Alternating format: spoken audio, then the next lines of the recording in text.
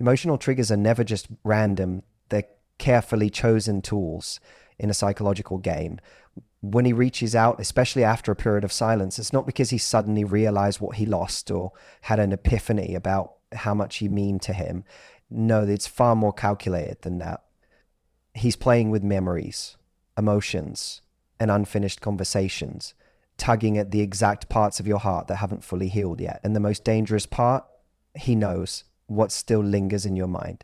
He knows that there's a particular song that still reminds you of the way he looked at you once. He remembers the inside jokes, the soft spots, the insecurities you opened up about in the middle of the night when your guard was down. And now he's weaponizing them. Whether it's a, hey, I saw this and thought of you, or a random post that indirectly references a moment only the two of you would understand, it's not innocent, it's strategic. This is the truth. When someone truly wants to reconnect for the right reasons, they come forward with clarity, consistency, and accountability. They come with change, not cryptic messages. But when it's a game, they throw out emotional bait, just enough to stir confusion, just enough to make you question whether cutting contact was the right thing. He's banking on nostalgia doing half the work for him. He's hoping that you'll replay the highlight reel of your relationship, skip over the pain, and instead focus on the illusion of connection. This is where the trap begins. Because once you take that bait, once you respond, even with something as simple as, hope you're doing okay, you're giving him a signal. You're telling him, I'm still open. I'm still affected. You still have a place in my heart.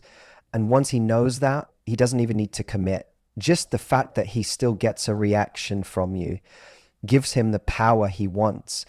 That power isn't about love. It's about control, about reassurance that he's still relevant in your world, even if he doesn't want to earn a real spot in it again. He doesn't want the responsibility of fixing things. He wants the ego boost of knowing you haven't moved on. This is what emotional manipulation looks like. It's not always loud or obvious. It's subtle, wrapped in faux concern or friendly familiarity. It slips through in the form of memories, late night texts, or social media posts that seem like coincidences, but they're anything but. It's an emotional landmine, and he's waiting to see if you'll step on it. But here's the thing, you're not the same person anymore. You're not that version of you who tolerated mixed signals, who mistook inconsistency for mystery or silence for depth. You're healing, you're rebuilding, and that makes you dangerous to someone who only ever thrived when you were unsure of yourself.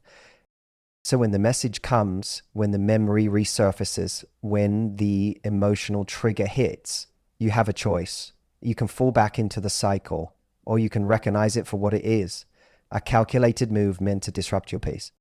Because the more he sees you unfazed, unbothered, and unavailable, the more he loses grit. And that's what scares him most. Not that you're gone, but that you're finally seeing the game for what it is. And you're no longer playing. Silence isn't golden for him, it's deafening. Your no contact is not just silence to him, it's rejection, it's resistance, it's a threat to the control he once had over you. And that's exactly why he starts acting out when you don't respond, when you don't check his story, when you don't engage with his bait, when you go quiet. It screams to him, and here's what he doesn't want you to realize. Your silence is power. It's not weakness. It's not cold-hearted. It's not petty. It's you taking back your peace, your boundaries, and your self-worth. But to someone who relied on emotional access to you, that silence is terrifying. Why? Because it means his influence is slipping. He doesn't have the same reach. He can't push the same buttons. He can't just send a 3-word message and expect you to melt anymore. It scares him. But let me be clear, none of that is about reconnecting with you on a healthy, healed level.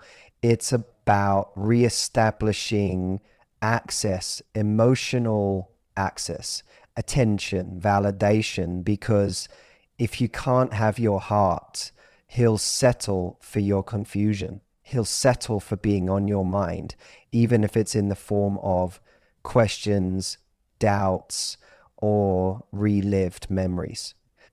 That's why silence is your strongest move.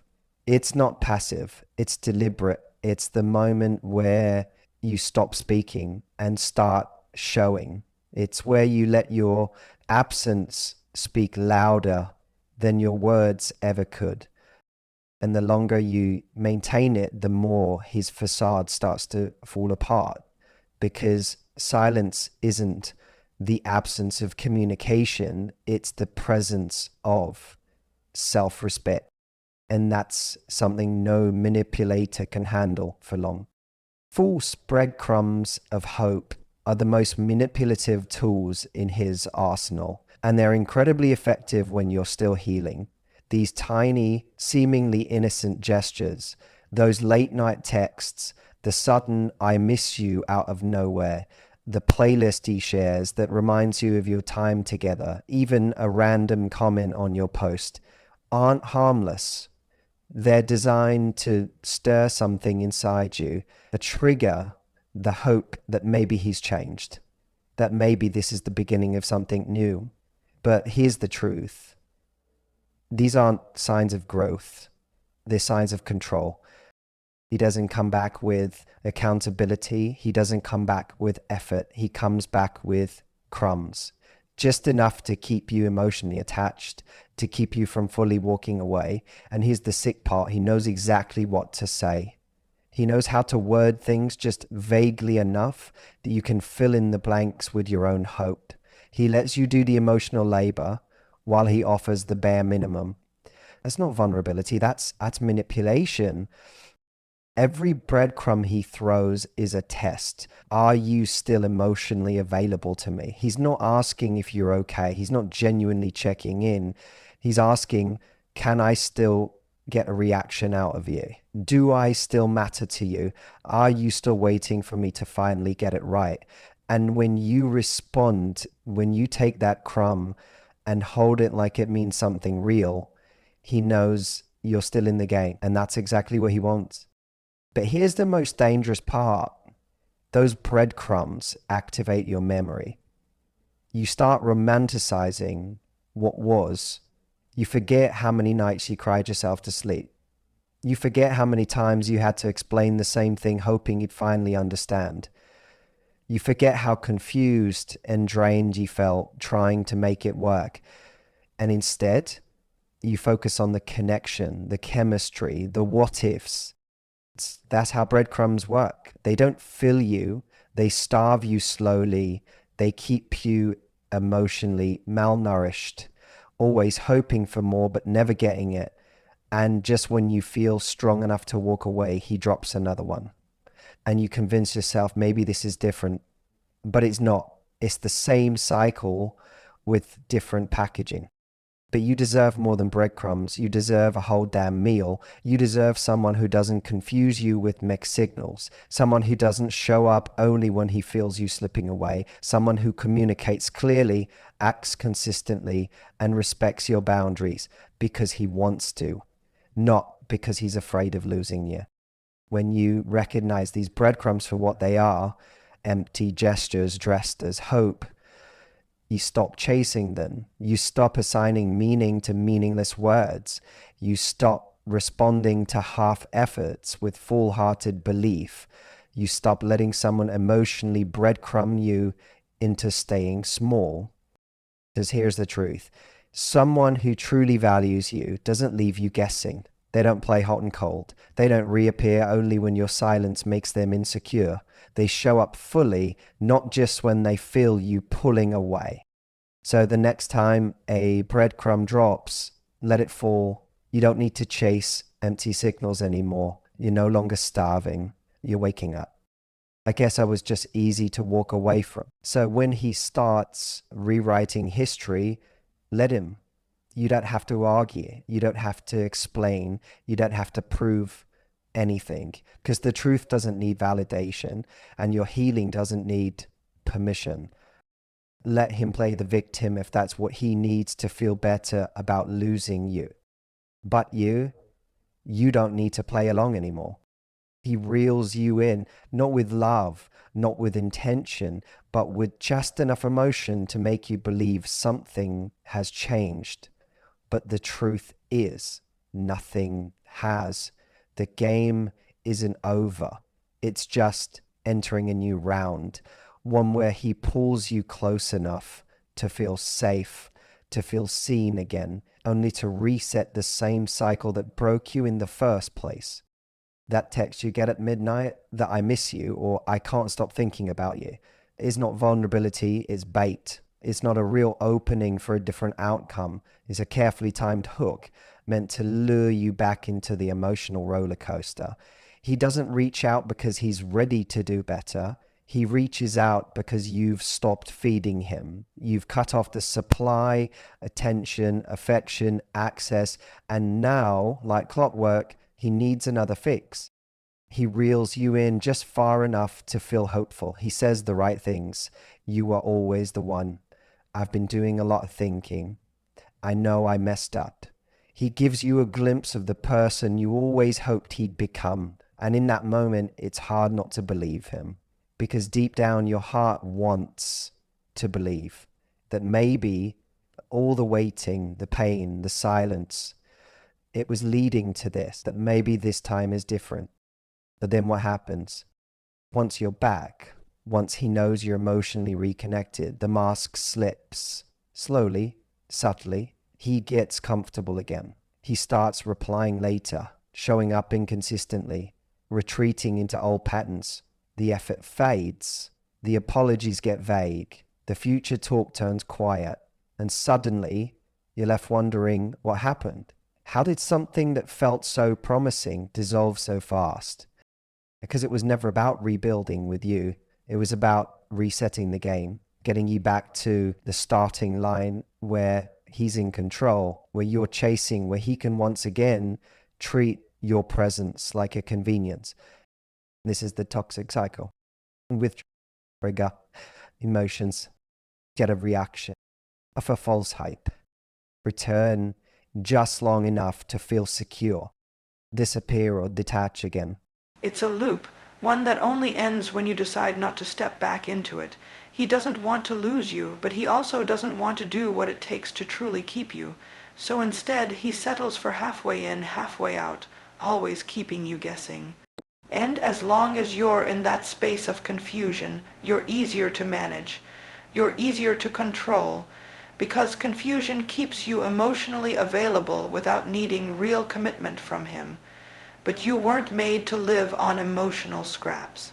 You weren't built to be a second option, a fallback plan, or an emotional safety net for someone who doesn't even know how to hold space for you. So when he reels you back in with sweet words and sudden attention, remember what came after the last time he did that. Remember how quickly things unraveled. Remember how you had to drag yourself back to healing while he walked away like nothing happened. Because the man who truly wants you back doesn't offer you hope. He offers you action. He shows up consistently. He doesn't reel you in just to repeat the pain. He rebuilds from the ground up with humility, patience, and accountability. Until then, don't take the bait. You've come too far, grown too much, and healed too deeply to be dragged back into a cycle you finally broke out of. Let him cast his line. Let the bait fall flat. You're not swimming in his chaos anymore. No contact isn't just a boundary. It's a declaration, a line in the sand, a statement to the universe that says, I choose peace over chaos. I choose clarity over confusion. I choose myself. It's not about punishing him.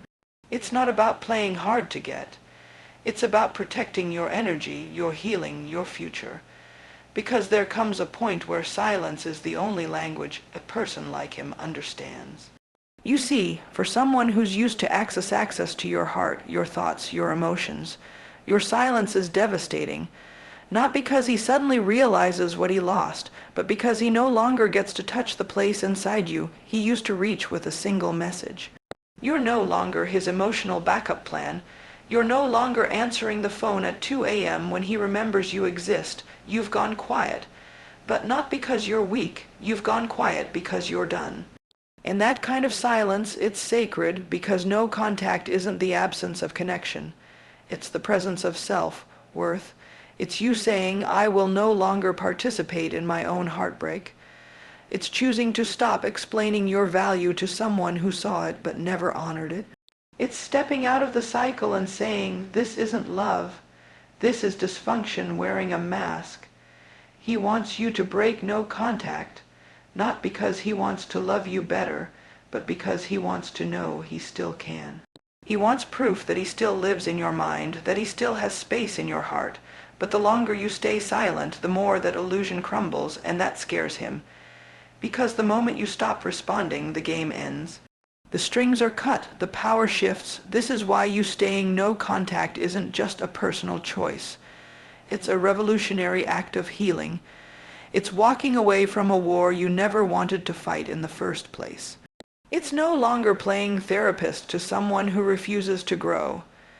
It's not ignoring him out of malice. That's protecting yourself from manipulation. And that protection, that's self. Love in action. Yes, there will be days you miss him. Days your heart aches. Days you want to believe his words meant something. But those feelings don't mean you should go back. They mean you're human. You loved deeply. You gave fully. But love isn't meant to destroy you. It's not supposed to leave you second, guessing your worth or begging for clarity. If it costs you your sanity, your peace, or your joy, it's not love, it's control. And that's why no contact is the highest form of closure you can give yourself. Not because you got all the answers, not because he said he was sorry, but because you finally accepted the truth. Some people don't deserve front row seats to your life, especially when all they ever did was drain you. So you don't owe him a response. You don't owe him access. You don't owe him closure, because healing isn't about convincing someone to understand your pain. It's about no longer needing them to. You've made it this far. You've survived the storm, and now you get to build something new, not with him, but with yourself. A life rooted in self-respect, a heart no longer confused by inconsistency, a future no longer tied to someone who only ever showed up halfway. So let him wonder, let him watch, let him sit in the silence he created. You're not playing the game anymore, you're free.